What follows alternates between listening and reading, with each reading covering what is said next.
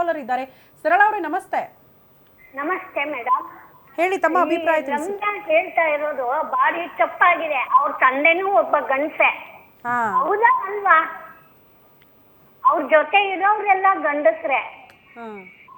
ಅವ್ರು ಯಾತಕ್ಕೆ ಸೆಕ್ಯೂರಿಟಿಗೆ ಗಂಡಸಗಳನ್ನ ಇಟ್ಕೊಂಡಿದ್ದಾರೆ? ಹೆಂಗಸ್ರು ಯಾರು ಸಿಕ್ಲಿಲ್ವಾ ಅವಳಿಗೆ? ಎಲ್ಲ ತಾಯಿಯಂದಿರ್ಗು ಗಂಡ್ ಮಕ್ಳನ್ನ ನಾಯಿನ ಅಂದ್ರೆ ಬೇಜಾರಾಗತ್ತೆ. ಎಲ್ಲ ಮಕ್ಳಿಗೂ ನಾಯಿ ಆಗಿರ್ತಾರೇನ್ರಿ? ಅವಳಿಗೆ ಯಾರು ಮಾಡಿದಾರೆ ಅವಳನ್ನ ಕೇಳಿ. ಅವಳಂತ ಹೆಂಗಸರುಗಳಿಗೆ ಎಷ್ಟು ಜನ ಗಂಡ್ ಮಕ್ಳನ್ನ ರೇಪ್ ಮಾಡಿ ಎಷ್ಟು ಜನ ಅವ್ರನ್ನೆಲ್ಲ ಜೈಲಿಗೆ ಕಳ್ಸಿ ಎಲ್ಲ ಮಾಡಿದ್ದಾರೆ. ಅವ್ರನ್ನೆಲ್ಲ ಏನಂತಾಳೆ ಅವಳು? ಅವಳನ್ನೆಲ್ಲ ಏನಂತಾಳೆ ಅವಳು?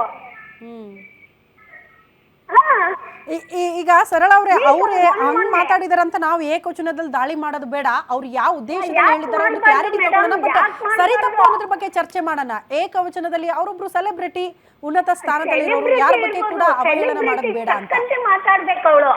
ಅವಳು ಸೆಲೆಬ್ರಿಟಿ ತಕ್ಕಂತೆ ಮಾತಾಡ್ಬೇಕು.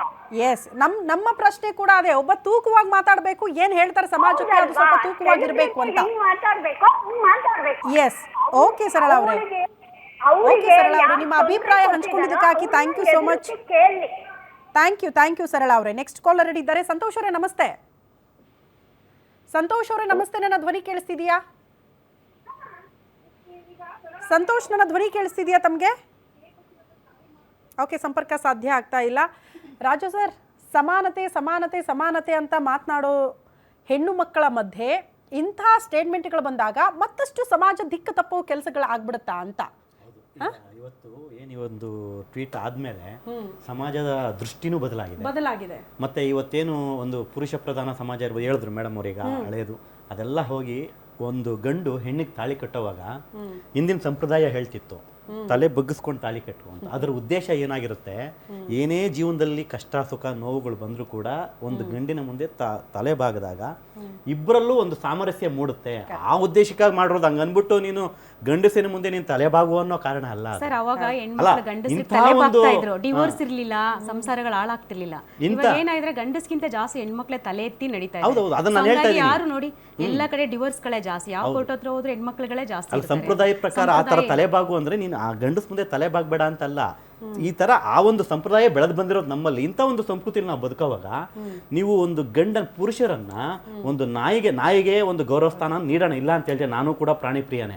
ಆದ್ರೆ ನಿಮ್ಮ ಓಲೈಕೆ ಏನಿದೆ ಇವತ್ತು, ಒಂದು ಪುರುಷರನ್ನ ನಾಯಿಗೆ ಹೋಲಿಕೆ ಮಾಡಿ ಅವರು ಎಲ್ಲಿ ರಸ್ತೆನಲ್ಲಿ ಹೋಗುವಾಗ ಯಾರನ್ನ ರೇಪ್ ಮಾಡ್ತಾರೋ ಗೊತ್ತಿಲ್ಲ, ಯಾರನ್ನ ಕೊಲೆ ಮಾಡ್ತಾರೋ ಗೊತ್ತಿಲ್ಲ, ಇಂತಹ ಒಂದು ಮನಸ್ಥಿತಿ ನೀವು ಇಟ್ಕೊಂಡಿದ್ದೀರಾ ಅನ್ನೋದಾದ್ರೆ ನಿಮ್ಮ ಒಂದು ನಾವು ಹೇಳೋದು ಬೇಡ, ಏನಾಗಿದೆ ನಿಮ್ಮ ಒಂದು ಪುರುಷರ ದೃಷ್ಟಿನಲ್ಲಿ ನಿಮ್ಗೆ ಏನು ಅನ್ಯಾಯ ಆಗಿದೆ, ಪ್ರಥಮವಾಗಿ ಅದನ್ನ ನೀವು ಬಹಿರಂಗವಾಗಿ ಈ ಮಾಧ್ಯಮದ ಮುಖಾಂತರನೇ ಆಚೆಗೆ ತನ್ನಿ. ಏನಾದರೂ ನಿಮ್ಮ ಪುರುಷರಿಂದ ಅನ್ಯಾಯ ಆಗಿತ್ತಾ, ಇಲ್ಲಿ ನಿಮ್ಮಿಂದ ಕೂಡ ಎಲ್ಲರೂ ಕೂಡ ನಿಮಗೆ ನ್ಯಾಯ ದೊರಕಿಸ್ತಕ್ಕಂಥ ಒಂದು ವ್ಯವಸ್ಥೆಗೆ ನಾವು ಕೂಡ ಬರ್ತೀವಿ, ಭಾಗಿಯಾಗ್ತೀವಿ, ನಿಮ್ಮ ನ್ಯಾಯವನ್ನು ಕೊಡಿಸ್ತೀವಿ. ಆದರೆ ಒಂದು ಬೇರೆ ದೃಷ್ಟಿ ಇಟ್ಕೊಂಡು ನೀವು ಎಲ್ಲ ಪುರುಷರನ್ನ ಈ ರೀತಿ ಒಂದು ಅವಹೇಳನೆ ಮಾಡಿರೋ ಪರಿಸ್ಥಿತಿನಲ್ಲಿ ಮುಂದಿನ ದಿನಗಳಲ್ಲಿ ತಾವು ತುಂಬಾ ಪರಿಣಾಮಕಾರಿಯಾದಂಥ ಒಂದು ವಿರೋಧವನ್ನು ಎದುರಿಸಬೇಕಾಗ್ತದೆ. ಅದನ್ನು ನೀವು ಮನೆಗೊಳ್ಬೇಕು. ಇವತ್ತು ಸಮಾಜ ಒಂದು ಬೇರೆ ದೃಷ್ಟಿನಲ್ಲಿ ನಿಮ್ಮಿಂದ ಹೋಗೋದು ಬೇಡ. ಮೊನ್ನೆ ಹೇಳಿದ್ರಿ ಒಂದು ಹೆಣ್ಣಿಗೆ ಅನ್ಯಾಯ ಆದಾಗ ನಾನು ಅದ್ರ ಜೊತೆ ನಿಲ್ತೀನಿ, ನಿಮ್ದೇ ಟ್ವೀಟ್ ಯಾರೋ ಒಂದು ನಿಮ್ಮ ಕಿಡಿಗೇಡಿಗಳು ನೀವು ಮಾಡಿದಾಗ ನಾವು ಅದನ್ನು ವಿರೋಧಿಸ್ತೀವಿ. ಅವ್ರು ಮಾಡಿರೋ ಪುರುಷರೇ ಅವ್ರ ಕಿಡಿಗೇಡಿಗಳನ್ನ ನಾವು ಕೂಡ ಗಲ್ಲಿಗೇರಿಸಿ ಅಂತಾನೆ ಹೇಳ್ತೀವಿ. ಯಾಕಂದ್ರೆ ಒಂದು ಹೆಣ್ಣಿಗೆ ಆ ರೀತಿಯ ಒಂದು ಸ್ಥಾನವನ್ನ, ಮಾತೃ ಸ್ಥಾನವನ್ನ ನಾವು ನೀಡಿರ್ತೀವಿ. ಭಾರತ ಮಾತನೇ ನಮ್ಮ ತಾಯಿ ಅಂತ ನಾವು ಕರೆಯುವಾಗ ಆ ಪೂಜಿಸ್ತಕ್ಕಂಥ ಒಂದು ಹೆಣ್ಣನ್ನ ನಾವು ಯಾವ ರೀತಿ ಗೌರವಯುತವಾಗಿ ನಾವು ಕಾಪಾಡ್ಕೊಳ್ಬೇಕು, ಅದು ನಮ್ಮ ಒಂದು ಸಂಸ್ಕೃತಿಯ ಒಂದು ಭಾಗ. ಹಾಗಿರುವಾಗ ನೀವು ಪುರುಷರನ್ನ ಕೂಡ ಅದೇ ರೀತಿ ನಾವು ಕಾಣ್ಬೇಕಲ್ವಾ? ಯಾವತ್ತು ನೀವು ನಾಯಿಗೆ ಒಂದು ಪುರುಷರನ್ನ ಹೋಲಿಕೆ ಮಾಡಿದಿರಿ, ನೀವು ಬಹಿರಂಗವಾಗಿ ಇದೇ ಮಾಧ್ಯಮಕ್ಕೆ ಬನ್ನಿ, ಇದೇ ಗ್ಯಾರಂಟಿ ನ್ಯೂಸ್ಗೆ ಬನ್ನಿ, ಇಲ್ಲಿ ಕುಳಿತಿರ್ತಕ್ಕಂಥ ನಾವೇ ನಿಮ್ಮ ಮುಂದೆ ಕೂತ್ಕೊಳ್ತೀವಿ. ಎಕ್ಸಾಕ್ಟ್ಲಿ ನೀವು ಹೇಳಿದ ಒಂದು ಮಾತು ಸರಿಯಾಗಿದೆ. ನಿಮಗೆ ಏನಾದ್ರೂ ಸಮಸ್ಯೆಗಳಾಗಿದ್ರೆ ಪುರುಷರಿಂದ ಯಾರಿಂದ ಆಗಿದೆ ಅನ್ನೋದನ್ನ ಬಹಿರಂಗವಾಗಿ ಹೇಳ್ಕೊಳ್ಳಿ. ನಿಮ್ಗೆ ಅನ್ಯಾಯ ಆಗಿದ್ರೆ ಪುರುಷರಾಗಿ ನಾವು ನಿಮ್ ಜೊತೆಗಿರ್ತೀವಿ, ಮಾಧ್ಯಮವೂ ಕೂಡ ನಿಮ್ ಜೊತೆಗಿರುತ್ತೆ, ನಾವೆಲ್ಲರೂ ಕೂಡ ನಿಮ್ ಜೊತೆಗಿರ್ತೀವಿ. ಅದನ್ನ ಪರ್ಟಿಕ್ಯುಲರ್ ಆಗಿ ಹೇಳ್ಬೇಕು, ಏನ್ ಅನ್ಯಾಯ ಆಗಿದೆ, ಏನ್ ಸಮಸ್ಯೆ ಆಗಿದೆ ಅಂತ. ಒಬ್ರು ಕಾಲರ್ ರೆಡಿ ಇದ್ದಾರೆ. ನಾಗರತ್ನ ಅವರೇ ನಮಸ್ತೆ.